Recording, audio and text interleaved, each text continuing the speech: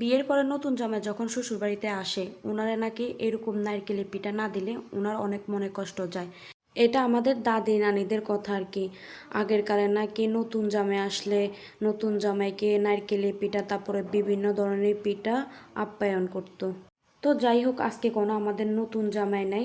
তো এই নারকেলের পিঠা আপনাদের ভাইয়া অনেক অনেক পছন্দ করে, অনেক খেতে অনেক ভালোবাসে এই নারকেলের পিঠা, আবার সিদ্ধটা আর কি।